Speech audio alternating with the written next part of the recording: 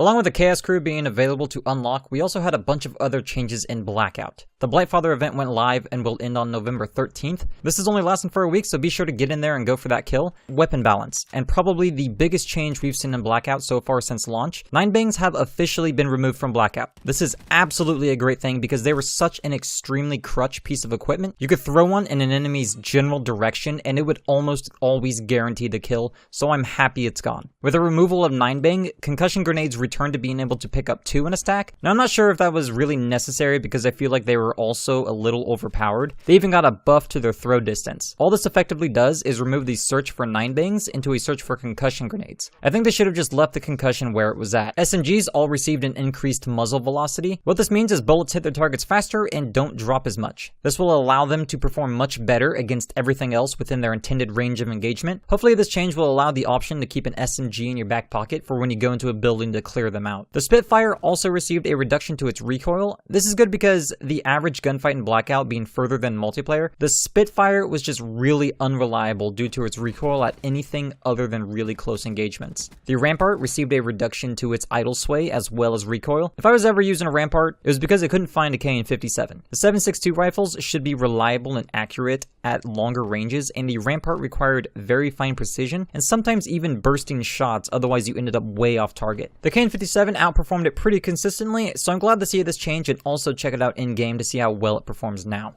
The Auger seems to have been restored to its former glory that it was in the beta. Its recenter speed has been increased as well as its muzzle velocity. In the beta, I always picked up the Auger, but at launch, it was just terrible. If you shot as fast as you could, you wouldn't hit any shots because your sight would just bounce around way too much. It's a long-range rifle that could barely hit more than one shot. The Swordfish has had its burst spread tightened up a bit, which should allow more bursts to hit their target at longer ranges. My problem with the Swordfish personally is more about its slow burst delay. I'm glad they made some changes to improve it, but that burst delay needs some serious reduction before I consider using it over literally any other assault rifle or tac rifle. It's good at close range engagements, but using it at long range engagements like assault rifles are meant for, it just doesn't work out. Lastly, we had a big change to LMGs overall, which is really awesome. They increased the recenter speed for all LMGs, which was causing them to bounce around like crazy, and they also reduced the recenter pattern offsets. To translate that for you, recoil has been reduced so LMGs are actually effective for more than just hot dropping. I wish I had a comparison to show the difference, but after using them without even putting on attachments,